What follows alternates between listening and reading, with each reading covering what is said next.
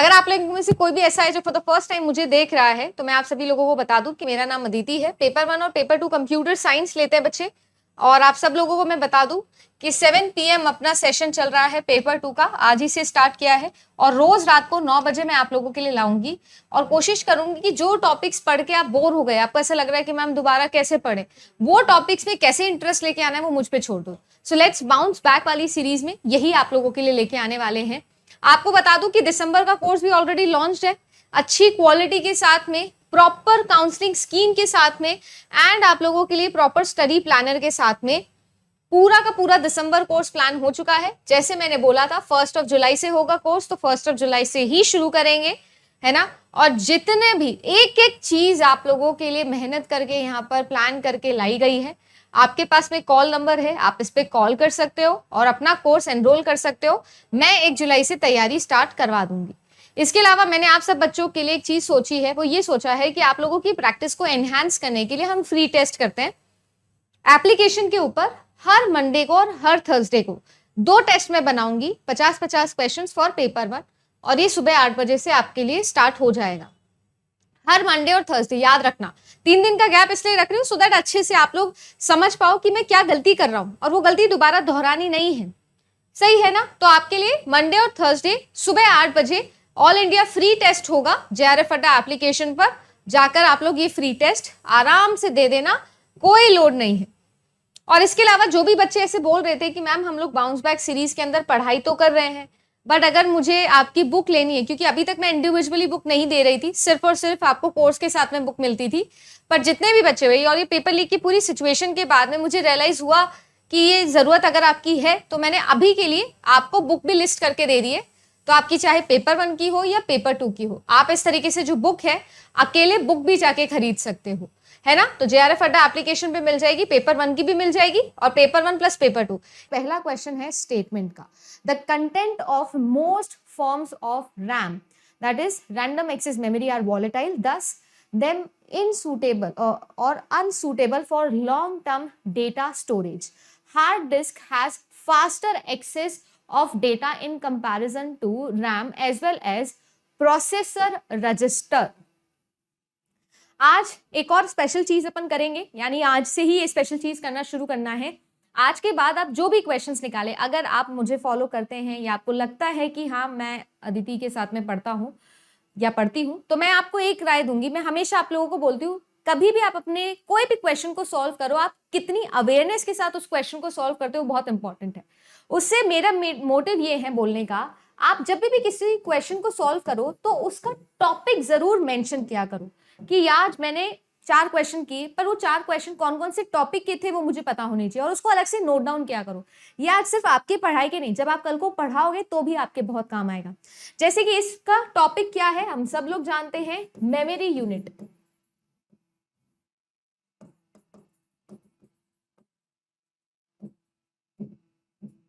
Memory unit इसका topic है। कल को जब आप कोई स्ट्रैटेजी बनाओगे कभी यूजीसी नेट पेपर 1 ICT की, आपको भी पता है, आपको किसी की जरूरत नहीं है, आपको खुद से पता है कि हाँ यार मेमोरी यूनिट जो है वो इंपॉर्टेंट टॉपिक है। समझ रहे हो। तो सेल्फ डिपेंडेंट बनने पर काम करना है।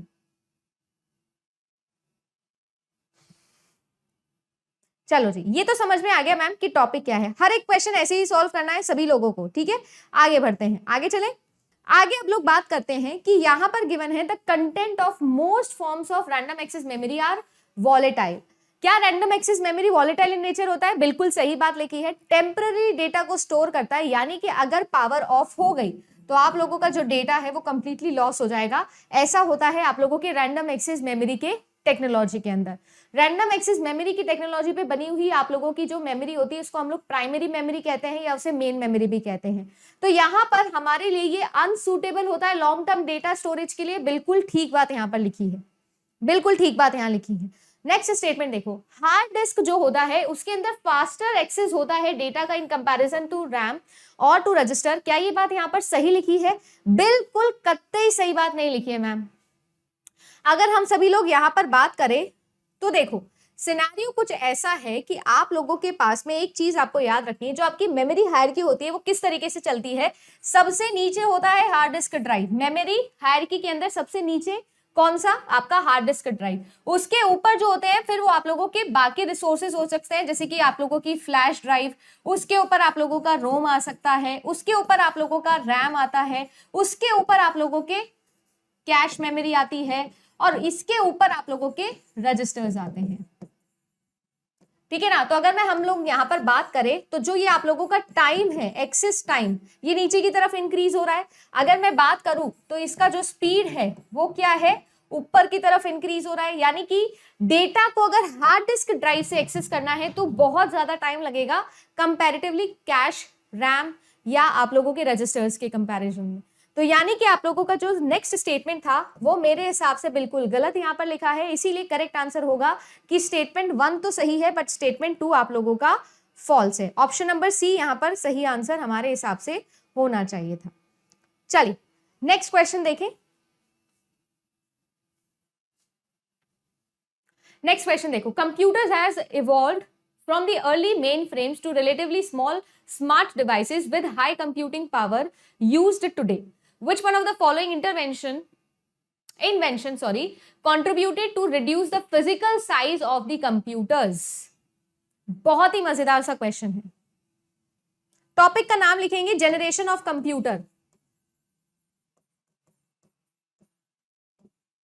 और 2022 के सवाल करवा रही हूं आज सारे के सारे, तो ऑब्वियसली बोलने की जरूरत नहीं, ये भी 2022 का सवाल है। जनरेशन ऑफ कंप्यूटर्स मतलब एकदम ही एंशिएंट टॉपिक है, आईसीटी के अंदर हर साल पूछे जाने वाले टॉपिक्स में से एक होगा।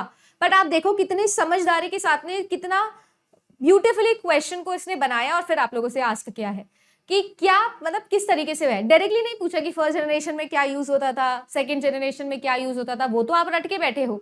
मैम हमको पता है कि वैक्यूम ट्यूब्स आए, उसके बाद में ट्रांजिस्टर्स आए, है ना, उसके बाद में इंटीग्रेटेड सर्किट्स आए, फिर आप लोगों के लार्ज स्केल इंटीग्रेटिंग सर्किट्स आए, उसके बाद में very large scale integration circuits आए, वीएलएसआईज आए, है ना। तो हम लोग तो अब ma'am fourth generation fifth generation की बात करते हैं। तो आप लोगों से ये पूछा जा रहा है कि भाई पहले का कंप्यूटर था डब्बा, बहुत ही बड़ा कंप्यूटर होता था, एक रूम की जितना बड़ा कंप्यूटर, क्योंकि बने जाते थे वैक्यूम ट्यूब से।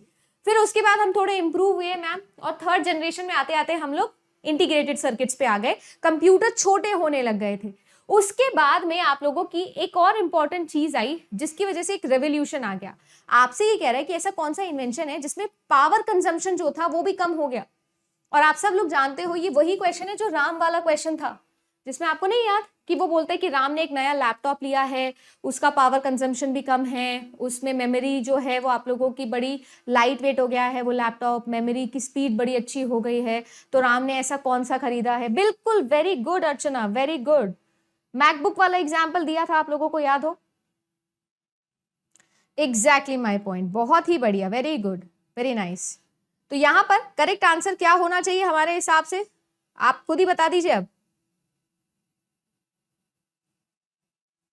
मैम हमारे हिसाब से आंसर हो जाना चाहिए सॉलिड स्टेट मेमोरी, है ना, और लगा के आ जाएंगे हम ऑप्शन नंबर डी। बड़ा बड़ा कांटा लगाऊंगी, बड़ा बड़ा। जितने भी लोग जिन्होंने यहां पर आंसर दिया है ऑप्शन नंबर डी, जितने भी लोग, सभी के सभी का आंसर बिल्कुल गलत, बिल्कुल गलत। कोई मुझे बता सकता है कि ऑप्शन नंबर डी गलत क्यों है?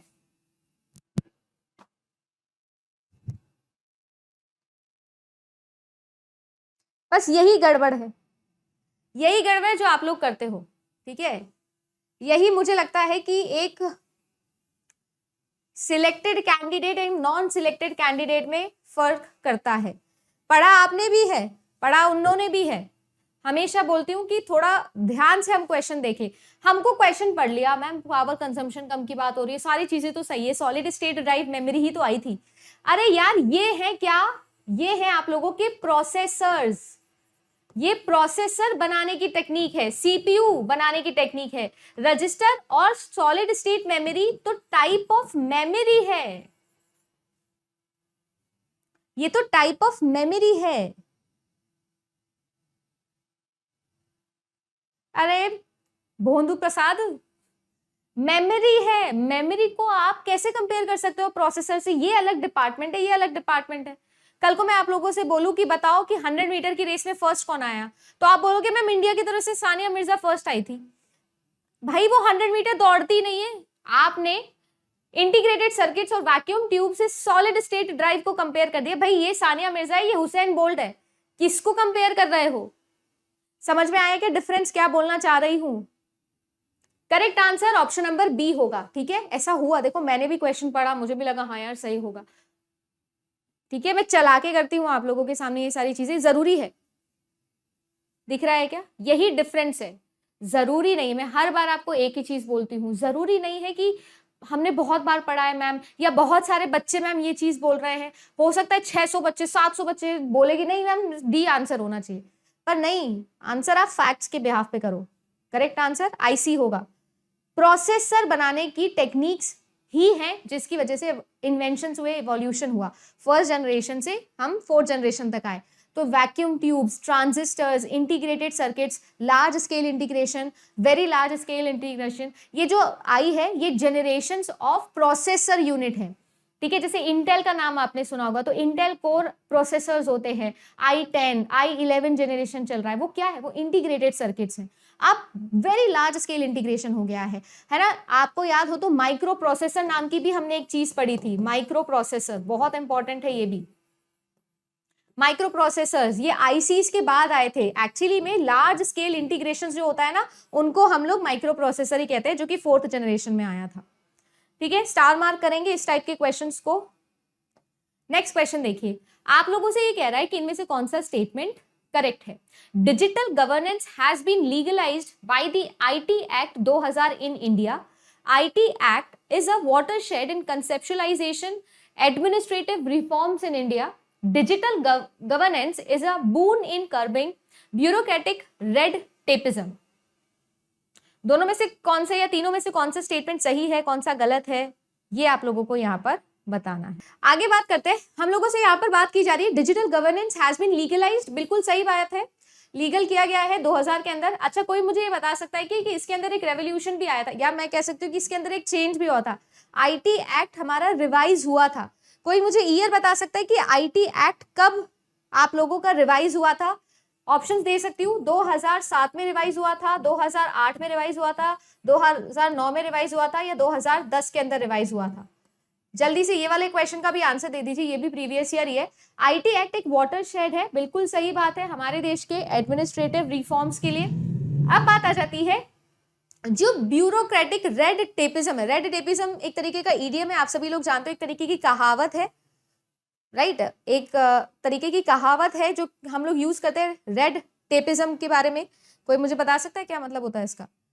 रेड टेपिज्म का मतलब होता है जबरदस्ती कुछ रूल्स एंड रेगुलेशंस बना देना, और मतलब बहुत ही स्ट्रिक्ट रखना कि नहीं नहीं ये तो पेपर वर्क होता ही है जी, इसमें तो इतना समय लगता ही है जी, फॉर एग्जाम्पल ऐसी चीजें करना।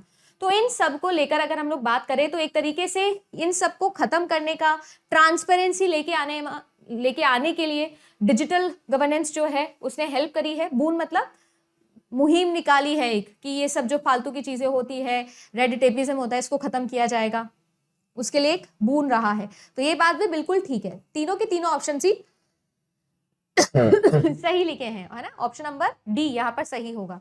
2009 बिल्कुल सही। ठीक है, बहुत बढ़िया, ऑप्शन नंबर डी यहां पर बिल्कुल सही है। आईटी एक्ट के बारे में कुछ बता रहे थे मुझे, आईटी एक्ट कभी रिवाइज हुआ था आपका?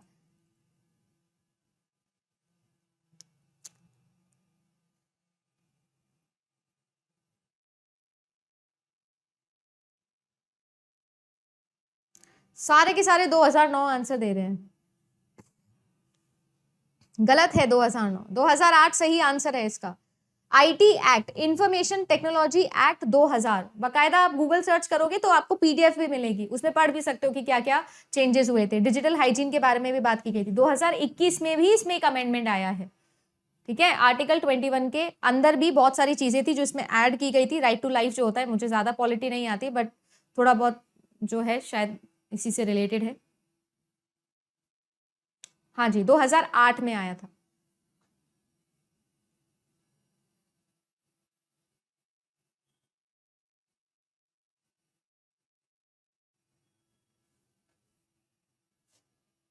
नेक्स्ट क्वेश्चन देखिए, प्रिवेसी, एक्यूरेसी, प्रॉपर्टी और accessibility.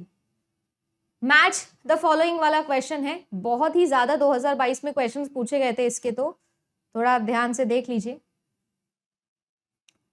Privacy, responsibility of data collector to ensure accuracy, responsibility of data collector to control access, collection and use of data about individuals, data ownership and software usage rights। IT के अंदर हम एक word पढ़ते हैं IP act, intellectual property act. अगर आप लोग यहां पर देखो, हाँ हिंदी में भी दिखा देते हैं क्वेश्चन, हिंदी में भी देख लो।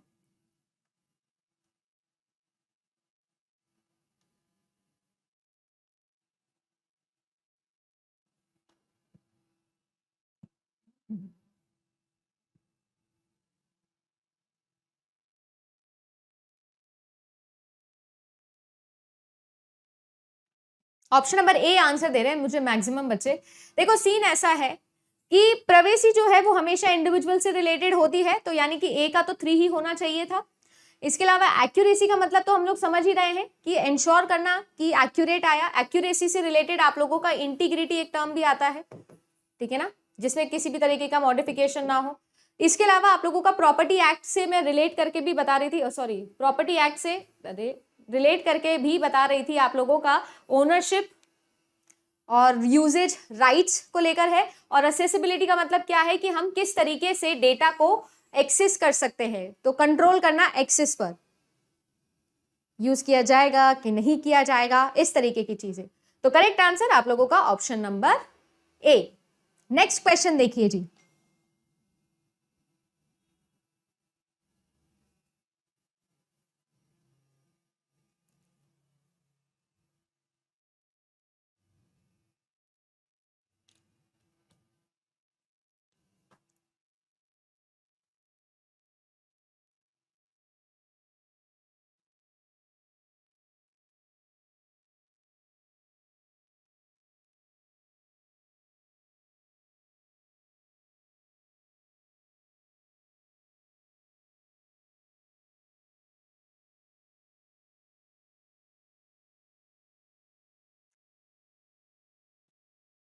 आप लोगों से पूछा जा रहा है which one of the following are the broad functions of an operating system in computers. Operating system की क्या क्या फंक्शंस हैं? पहली क्लास जब हम लोग सॉफ्टवेयर की पढ़ते हैं तो उसमें आप लोगों को ये चीज मैं पढ़ाती हूँ। ऑपरेटिंग सिस्टम, सिस्टम सॉफ्टवेयर होता है, सबसे इंपॉर्टेंट सॉफ्टवेयर यही होता है हमारे सिस्टम में। Handling the files and folders, converting from high level languages to low level languages, interfacing between user and hardware, helping to run application software. देखो ये क्वेश्चन गलत करोगे तो मैं घर पे आके पिटाई भी कर सकती हूँ, ये वाला क्वेश्चन गलत करने लायक है नहीं देखा जाए तो। चॉइस एलिमिनेशन लगाएंगे कृपया करके, चॉइस एलिमिनेशन लगाएंगे। क्यों लगाएंगे चॉइस एलिमिनेशन? बाकायदा फुल फॉर्म, या मैं कहूं बाकायदा इसकी तो मैम हम लोगों ने इसके ऊपर तो थीसिस लिखी है हम लोगों ने कि कंपाइलर क्या होता है ना, इंटरप्रेटर क्या होता है, राइट, कंपाइलर क्या होता है, इंटरप्रेटर क्या होता है, बाकायदा डिफरेंसेस भी देखे हैं, है ना। आपकी जो हाई लेवल लैंग्वेजेस होती है, यानी कि जो आप लोगों ने आपके प्रोग्रामिंग लैंग्वेजेस में लिखी होती है, for example C, C plus plus, Java, Python, है ना, इन सब के अंदर जो आप लोगों ने प्रोग्राम्स लिखे होते हैं, इन प्रोग्राम्स को हम कन्वर्ट करते हैं 0 और 1 की भाषा के अंदर, यानी कि हमारी मशीन लैंग्वेजेस के अंदर, यानी बाइनरी कोड के अंदर। तो हाई लेवल लैंग्वेज से लो लेवल लैंग्वेज कन्वर्ट करने का काम करता है कंपाइलर, इंटरप्रेटर, इवन असेंबलर भी इसमें आता है। और ये सब के सब किस कैटेगरी में हम लोग पढ़ते हैं? ये सारे के सारे हम लोग पढ़ते हैं मैम यूटिलिटीज की कैटेगरी में। मैं इतना तो उम्मीद करती हूँ कि मेरे स्टूडेंट्स को इतना तो मैंने कोर कंसेप्ट सिखाया है कि उनको सिस्टम सॉफ्टवेयर और यूटिलिटी प्रोग्राम में डिफरेंस आता होगा। अब हमारे लिए बाकी वेबसाइट्स की जैसा या बाकी जगहों की जैसा ऐसा नहीं कि मैम 3 तरीके के सॉफ्टवेयर होते हैं। इतना तो मैं ट्रस्ट कर रही हूँ आप पे कि आप लोग समझ गए होंगे, क्योंकि मैंने हर बार ये इस चीज को लेकर वाउच किया है। 2 ही तरीके के सॉफ्टवेयर होते हैं, सिस्टम सॉफ्टवेयर और एप्लीकेशन सॉफ्टवेयर। एप्लीकेशन सॉफ्टवेयर को रन करने के लिए सिस्टम सॉफ्टवेयर रिक्वायर्ड होते हैं, जैसे कि ऑपरेटिंग सिस्टम, ऑपरेटिंग सिस्टम या बाकी के सिस्टम सॉफ्टवेयर जो काम बहुत इंपॉर्टेंट होता है वो करते हैं, यूजर और हार्डवेयर के बीच का इंटरफेस होता है, और अगर वो काम इंपॉर्टेंट है बट ऑपरेटिंग सिस्टम के पास टाइम नहीं है करने के लिए, तो वो काम हम यूटिलिटी प्रोग्राम से करवाते हैं, जैसे कंपाइलिंग, जैसे एंटीवायरस का काम, जैसे डिस्क का काम, डिस्क फ्रेगमेंटेशन, डीफ्रेगमेंटेशन, ये सारे काम हम यूटिलिटी प्रोग्राम से करवाते हैं। तो accessing of course file and folders का ध्यान रखना, ठीक है, इंटरफेस करना और साथ ही साथ एप्लीकेशन सॉफ्टवेयर को रन करना, ये सारे काम तो है इसके, बट ऑप्शन नंबर बी यहां पर आंसर में हमारा नहीं होना चाहिए था। Correct answer option number A. Next question देखिए, the Microsoft office power point, there are two types of slide orientation that are supported. कौन से टाइप के ओरिएंटेशंस होते हैं? ये तो आप लोगों को पता है क्योंकि आप फोन भी बहुत ज्यादा यूज करते हो, फोन में भी दो ही तरीके के आपके पास में ओरिएंटेशन होते हैं। अच्छा, माइक्रोसॉफ्ट ऑफिस पावर पॉइंट कुछ बता सकता है क्या इसके बारे में कि ये क्या है? एप्लीकेशन सॉफ्टवेयर है, सिस्टम सॉफ्टवेयर है, क्या है ये? कोई मुझे बता सकता है?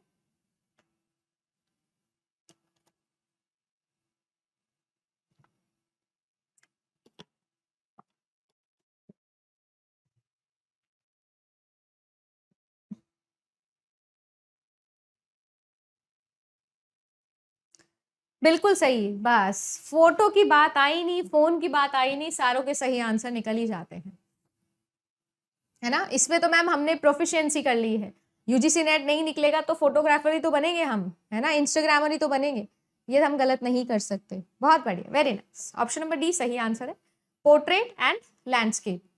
ठीक है, एक होता है ऐसे वाला और एक होता है ऐसे वाला, ये आई थिंक पोर्ट्रेट होता है और ये लैंडस्केप होता है। नेक्स्ट क्वेश्चन,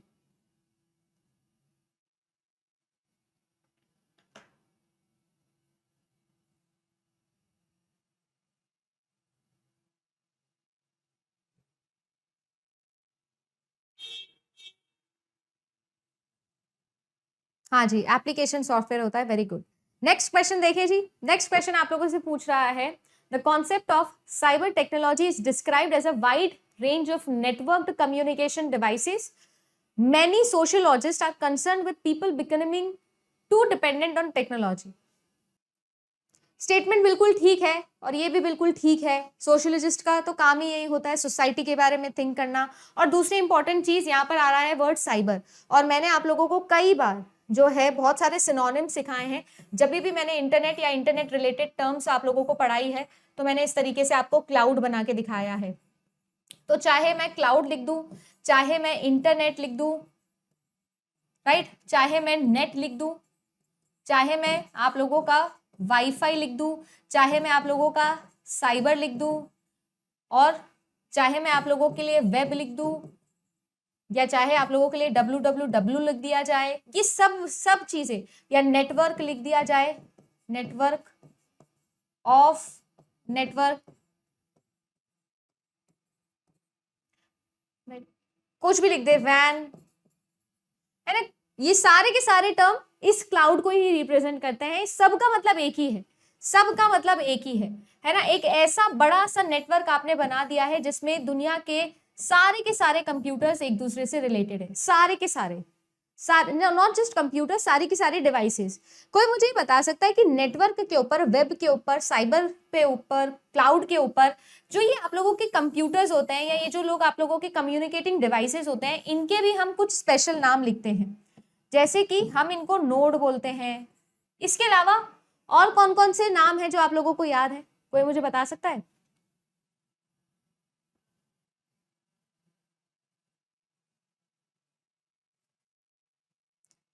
पहले से थक गए हो? थक तो गए हैं जी। कोई मुझे बता सकता है? नाम बताना, नोड के साथ साथ हम इनको और किसी नाम से जानते हैं।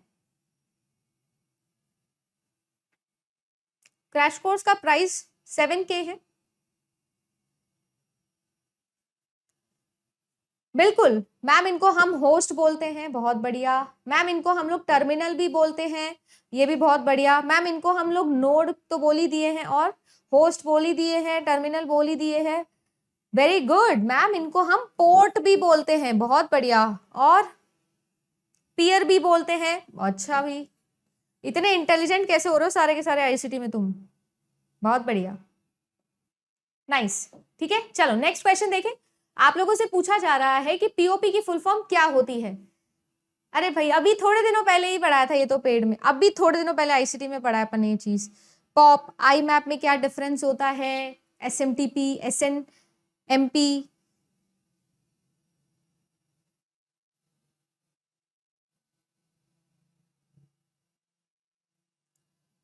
हाँ जी बिल्कुल, वेरी गुड। चलो नेक्स्ट क्वेश्चन बताएं मुझे। To receive email you need an email provider a connection to your provider and email application if your internet service provider has a POP server.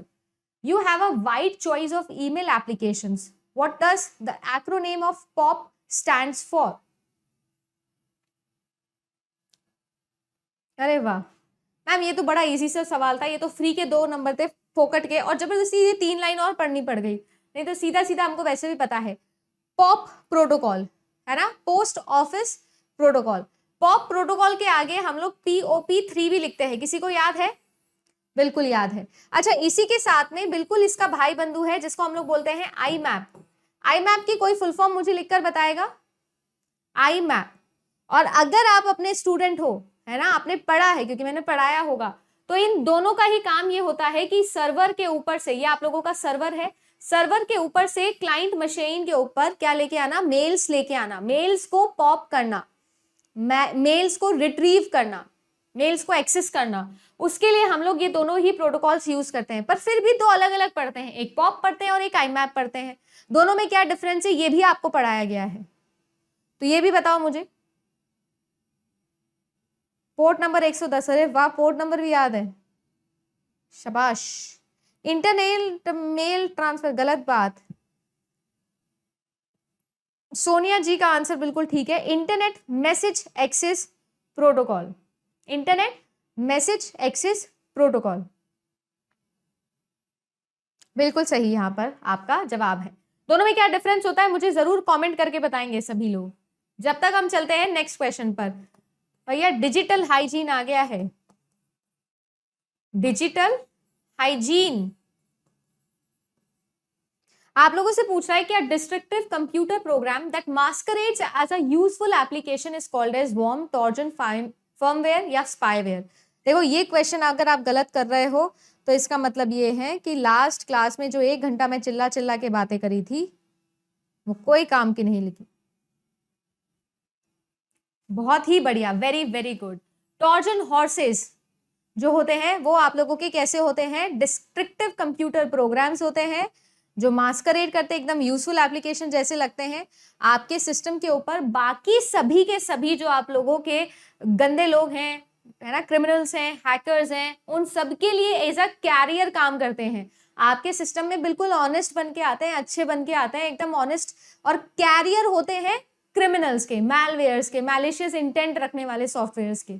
Warm की फुल फॉर्म होती है right once read many, ये तो हम सब लोग जानते ही हैं, राइट वंस रीड मैनी, ये हो गई इसकी फुल फॉर्म। ट्रोजन हॉर्सेस तो बता ही दिया। फर्मवेयर क्या होता है, देखो फर्मवेयर मैम किसी भी तरीके का ऐसा कोई मैलिशियस सॉफ्टवेयर नहीं होता है। फर्मवेयर का मतलब ये होता है बस जो चेंज नहीं किया जा सकता, जैसे फॉर एग्जांपल रोम प्रोग्राम, तो वो फर्मवेयर कहलाते हैं। स्पाईवेयर क्या होते हैं मैम, स्पाईवेयर होते हैं जो छुपकर आपके सिस्टम में आपकी जासूसी करते हैं। स्पाईवेयर जैसे कि सबसे परफेक्ट एग्जांपल की लॉगर्स, की लॉगर्स इनका परफेक्ट एग्जांपल होता है, क्रिमिनल्स को आने का रास्ता बनाते हैं, बिल्कुल सही।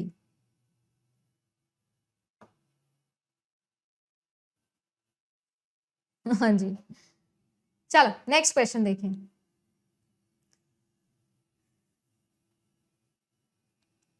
देखो ये बहुत बढ़िया सवाल था, आई थिंक ये जो सवाल था ये कंप्यूटर साइंस वाली शिफ्ट के अंदर पूछा गया था, if I am not wrong, एक बार मुझे रेक्टिफाई करिएगा। ये मुझे अब तक का जो अभी क्वेश्चंस किए ना उनमें से सबसे अच्छा क्वेश्चन यही लगा। तो चलिए इसको सॉल्व करते हैं, देखते हैं क्या इस क्वेश्चन में पूछा जा रहा है। आप लोगों के पास में 4 ऑप्शंस गिवन है, कह रहे हैं कि what hexadecimal value is obtained when 2 hexadecimal digits C and D are added. अच्छा क्वेश्चन है ये, ठीक है, ये CS का सवाल नहीं है गाइस, ये ICT का सवाल है। CS शिफ्ट में पूछा गया था ऐसा सवाल, तो जितने भी सीएस वाले बंदे देख रहे हैं ना, वो ये मत सोचना आईसीटी तो अरे हलवा है, आईसीटी तो बस जाके खाना ही है वहां पे। ऐसे क्वेश्चंस आएंगे बेटा, जाके खाना इतना भी नहीं है, ठीक है ना, इतना भी नहीं है। अब देखो सी है और डी है, दोनों को ऐड करके क्या डिजिट बनेगा ये पूछ रहा है। सी का क्या नंबर होता है और डी का क्या नंबर होता है ये आपको पता होना चाहिए। अगर मैं बात करूं तो आपके पास में सी और डी वाले जो रिप्रेजेंटेशन ये आते हैं हेक्साडेसिमल के अंदर, और जो आप लोगों का हेक्साडेसिमल होता है अगर हम उसके ऊपर बात करें तो हेक्साडेसिमल के अंदर A B C D E और एफ हम यूज करते हैं। 0 से 9 तक के डिजिट्स होते हैं, और इसके अलावा फॉर 10 11 12 13 14 और 15 हमारा यूज होता है। तो अगर मैं बात करूं सी की और मैं बात करूं डी की, तो आप लोगों के पास में 12 एंड 13 ये दोनों रिप्रेजेंटेशंस आते हैं। आई थिंक सी और डी पूछा था, दोनों को ऐड करें हम लोग तो हमको पता है कि यहां पर हम लोगों को मिल जाएगा 25। सी और डी को ऐड करवा रहे थे क्या? हमको क्या मिल रहा है? 25। ऑप्शन देखिए जरा,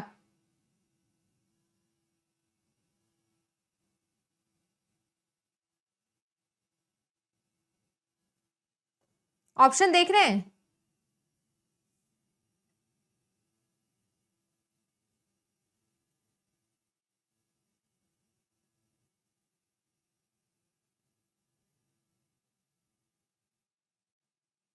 मैम 25 आपका आंसर आया है और ऑप्शन में तो कहीं भी 25 गिवन ही नहीं है, तो अब क्या करें?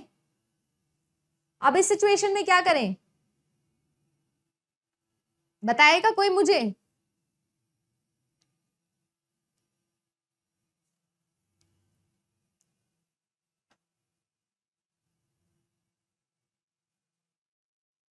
चलिए एक ट्राई किया हमने, एक और ट्राई करके देखते हैं। कहां गया?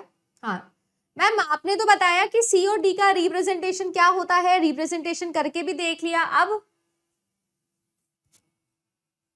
चलो एक और चीज करके देखते हैं। मैं क्या कह रही हूं, सी का रिप्रेजेंटेशन है 12 और डी का रिप्रेजेंटेशन है 13। अगर हम लोग बात करें तो हम इसको बाइनरी में कैसे रिप्रेजेंट करते हैं? 8 4 2 1 के अंदर रिप्रेजेंट करते हैं। तो चलिए करके देखते हैं। 8 4 2 1 के लिए 8 और 4 रिक्वायर्ड है, 2 और 1 रिक्वायर्ड नहीं है। अगर मुझे 12 बनाना है तो ये 12 का रिप्रेजेंट हो गया। एक बार 13 का रिप्रेजेंटेशन भी करके देखते हैं कि क्या आता है। 13 का रिप्रेजेंटेशन करोगे तो 8 आएगा, 4 आएगा, 2 नहीं आएगा और 1 नहीं आएगा, और 1 आएगा, सॉरी यहां पर ये वाली वैल्यू आ गई आपकी। ठीक है, अब नेक्स्ट देखिए, मैं ये कह रही हूं कि एक बार इनको जरा ऐड करके देखते हैं। मैं सिर्फ हिट एंड ट्रायल कर रही हूं, आप तो बस ऐड करके बताओ। 0 और 1 को ऐड करते हैं तो आपके पास में क्या आ जाता है? मैम आपके पास में 1 आ जाता है। 0 और 0 को ऐड करेंगे तो 0, 1 और 1 को जब ये ऐड करते हैं तो कोई मुझे बता सकता है कि 1 और 1 को ऐड करने के बाद में क्या आता है? 1 और 1 को ऐड करने के बाद में मैम 1 और कैरी में जाएगा 1, सॉरी 0 और कैरी में जाएगा 1, क्योंकि बाइनरी का 1 प्लस बाइनरी का 1 तो बाइनरी का 2, और बाइनरी का 2 होता है 1 0, और यहां पर है 1 1 को ऐड करने पर मेरे पास में यानी कि 1 + 1 + 1 यानी 3, और 3 को हम लोग लिखते हैं 1 1।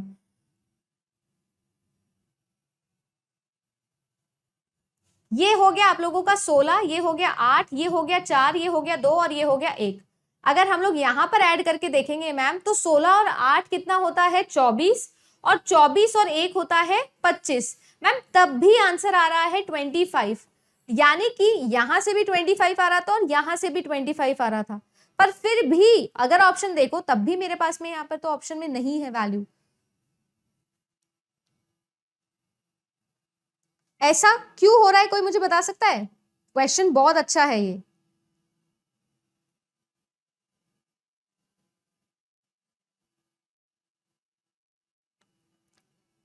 ऐसा क्यों हो रहा है? क्योंकि यहां पर आप लोगों को हेक्साडेसिमल एडिशन लगाना है गाइस। अभी तक हमने जो भी लगाया है या तो हम लोगों ने बाइनरी एडिशन लगाया है या हम लोगों ने डेसिमल एडिशन लगाया है। अगर यहां पर आप नोटिस करो तो अभी तक देखो ये आपने बाइनरी एडिशन किया था, बाइनरी में 12 को लिखा, डेसिमल के अंदर जो था उसको आप लोगों ने बाइनरी में कन्वर्ट किया, इधर भी 13 को भी कन्वर्ट किया और ऐड किया। तो ये जो 24 या ये जो 25 आपका आंसर आया है, ये बाइनरी एडिशन का आंसर आ रहा है। अगर यहां पर मैं बात करूं तो ये डेसिमल एडिशन का बात आ रहा है।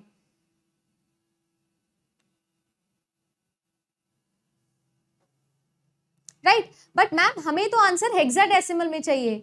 अगर बाइनरी के अंदर आप लोगों को 25 मिल रहा है, डेसिमल के अंदर आप लोगों को 25 मिल रहा है, तो कोई कैसे बताएगा मुझे कि कैसे हम लोग करें? मैम यहाँ पर समझ नहीं आ रहा कि कैसे हो रहा है ये चीज।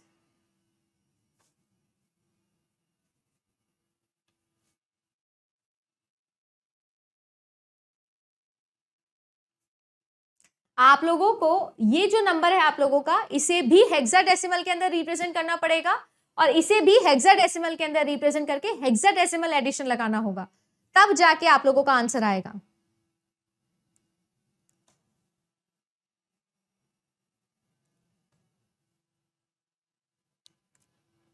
हेक्सा वाला जोड़ना होगा।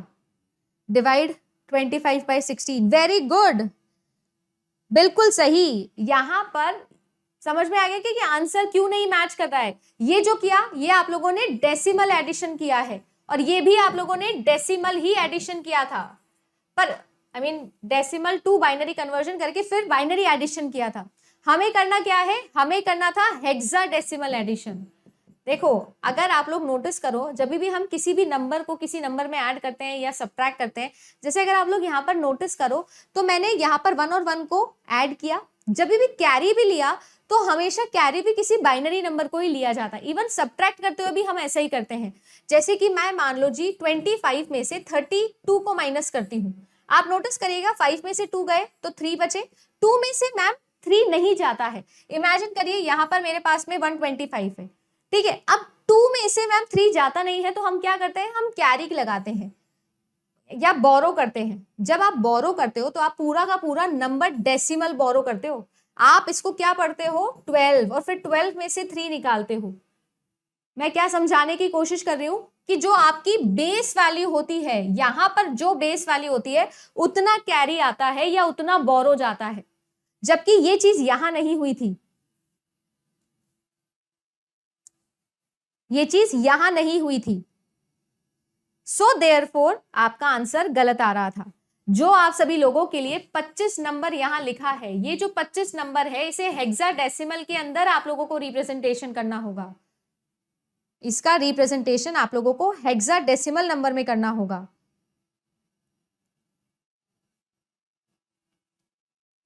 जो आपका आंसर आया है, चलिए एक और तरीका करके देखते हैं। मैम इसका मतलब तो ये है, आप हमको ये कह रहे हो कि ये 25 आपका डेसिमल में आंसर आया है, तो आप इसे हेक्साडेसिमल के अंदर लिख कर दिखाओ। और हमको पता है कि किसी भी नंबर को अगर हेक्साडेसिमल में लिखना है तो हम इंडिविजुअल नंबर को 8421 रिप्रेजेंटेशन में कन्वर्ट कर सकते हैं। लेट अस ट्राई करके देखिए। 5 लेना है तो 1 इधर, ठीक है, 1 इधर, 0 इधर, 0 इधर, ऐसे ही तो लिखते हो। और अगर हम इसकी बात करें तो 2 इधर और 0 इधर, यानी कि ये रिप्रेजेंटेशन हो गया।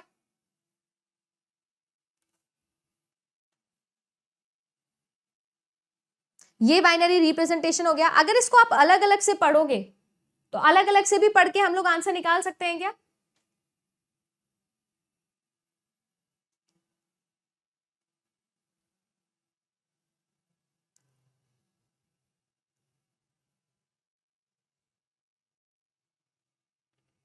नहीं निकाल सकते। एक्चुअली में आपको करना ये होगा, जब भी हम हेक्साडेसिमल नंबर का सब्ट्रैक्शन करते हैं या एडिशन करते हैं तो हमें उसे हमेशा 16 से डिवाइड करके ही वैल्यूज निकालनी होती है। एक्चुअली में जब हम लोगों ने कैरी लिया या जब हम लोगों ने बोरो दिया तो हम लोगों को क्या कन्वर्जन करना पड़ता है? डिवाइडेड बाय 16 कन्वर्जन करना होता है। राइट, तो इतनी खोपड़ी हमको लगानी नहीं है। इससे अच्छा हम क्या लगा लेंगे? Choice elimination. बट अगर कोई पेपर 2 CS वाला बंदा देख रहा है तो अच्छे से जानता है कि इसे हम लोग कैसे करते हैं। ठीक है, करेक्ट आंसर आप लोगों का आएगा 19, क्योंकि हम लोग इसे 16 बोरो लेके सॉल्व करेंगे, आई मीन कैरी लेके सॉल्व करेंगे। हम दूसरे से कर सकते थे क्या मैम, या ये क्वेश्चन छोड़ के ही आना था? नहीं, दूसरे से भी करके ट्राई कर सकते हैं। जैसे कि देखो, आप लोगों का नेक्स्ट ऑप्शन देखते हैं। कह रहा है कि अगर मेरे पास में कोई डेनरी बेस 10 का कोई नंबर है, उसमें मुझे बताना है, तो 0 0 1 0 0 1 0 0 लिखा है। तो यहाँ पर आप लोग कर सकते हो इसको। देखो 4 2 1 है ना, 8 4 2 1 ये 16 है, ये आप लोगों का 32 है।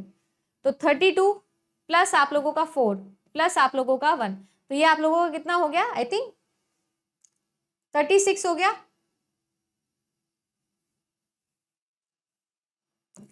यानी कि बी का 4 हो गया। ये करना तो आता ही है हमको, इसमें तो कोई दिक्कत ही नहीं है, राइट। यहां तो दिमाग लगाने की जरूरत ही नहीं थी। ऑप्शन नंबर ए को अगर छोड़ भी दो तो बी को देखो, बी में 4 आंसर आना चाहिए था। इसके हिसाब से दोनों को चॉइस को एलिमिनेट करो। छोड़ के आने वाला क्वेश्चन तो ऑब्वियसली नहीं ही था। आगे देखिए, number of seconds to transfer 2 megabyte file over a 2 megabits per second interconnection. Another good question. 2 megabyte की आपके पास में फाइल है, 2 मेगाबाइट की, और आपकी ट्रांसफर रेट है 2 मेगाबिट्स पर सेकेंड। हाँ, 2 मेगाबिट्स पर सेकेंड मेरी ट्रांसफर रेट है और मुझे 2 मेगाबाइट्स की डेटा को ट्रांसफर करना है। सबसे पहली बात तो मेगा मेगा है, यहां तो चल जाएगा, पर जो ये बाइट है ये नहीं चलेगा। मेगा को हम लिखते हैं 2 की पावर 20 और बाइट्स को हम लोग लिखते हैं, एक बाइट के अंदर होते हैं 8 बिट्स। तो इंटू 8 करके इसको भी मैंने क्या कर लिया? बिट्स में कन्वर्ट कर लिया। और ये तो मेरे पास में बिट्स में है ही। ये बिल्कुल speed is equal to distance upon time का गेम है। एक सेकंड के अंदर मैं 2 मेगा बिट्स को ट्रांसफर कर देती हूं, यानी कि 2 मल्टीप्लाई बाय 2 की पावर 20 बिट्स को ट्रांसफर कर देती हूं। इन टर्म्स ऑफ बिट्स लिखा है। अगर मुझे टाइम निकालना है तो 2 मल्टीप्लाई बाय 2 की पावर 20 बिट्स को मैं क्या कर दे रही हूं? एक बिट को 1/2 की पावर 20 इंटू 2 बिट्स के अंदर ट्रांसफर कर दे रही हूं। मुझे करने कितने हैं? मुझे इतने करने हैं। अगर मैं यहां पर बात करूं तो 2 की पावर 21 है, इसको हम लोग लिख सकते हैं। यानी कि आप एक बिट को ट्रांसफर करने में 1/2 की पावर 21 सेकेंड्स लेते हो। अगर आपको इतने बिट्स को ट्रांसफर करना है तो कितना टाइम लगेगा? ऑब्वियस सी बात है, कर दीजिए डिवाइड। 2 मल्टीप्लाई बाय 2 की power 20 multiply by 8 divided by 2 की पावर 21।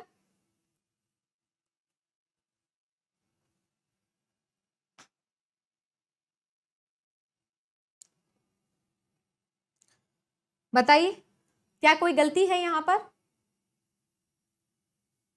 ऑप्शन 8, 2 की पावर 21 से 2 की पावर 21 तो कैंसिल हो जाएगा, बचेगा 8। लिख दिया 8। सही है, कोई दिक्कत किसी को यहां पर? नेक्स्ट क्वेश्चन देखो, आपको ऐसा लिखा हुआ है कि 1 गीगाबाइट इज इक्वल टू 2 की पावर पी। तो आपको ये बताना था, सीधा सीधा आप लोगों को ये बताना था कि पी कितना होता है। अगर इस क्वेश्चन को ऑप्शन नंबर ए से सॉल्व करते तो आप ज्यादातर गलत करते या छोड़ के आ जाते कि यार ये तो आता ही नहीं है। बट अगर ऑप्शन नंबर बी, सी और डी देखो तो सारे ऐसे क्वेश्चन है जो आपके मतलब के थे, सारे के सारे। तो कभी कभी चॉइस एलिमिनेशन लगा के भी हमें ध्यान रखना चाहिए। अब आप लोगों को लिखा है गीगा बाइट। 1 गीगाबाइट कितने होता है? आपको अच्छे से याद है मैम, किलो होता है, फिर आप लोगों का मेगा होता है और फिर गीगा आता है। यानी कि ये कितना होता है? 2 की पावर 30। अगर 10 की पावर में पूछूं आप लोगों से तो 10 की पावर के अंदर 12। आपसे 2 की पावर का पूछा हुआ था, आंसर सीधा सीधा 2 की पावर में पूछा हुआ है तो 2 की पावर में 30 इसका सही आंसर हो जाएगा। यानी कि करेक्ट आंसर इसका डी का 3, यानी कि ऑप्शन नंबर डी।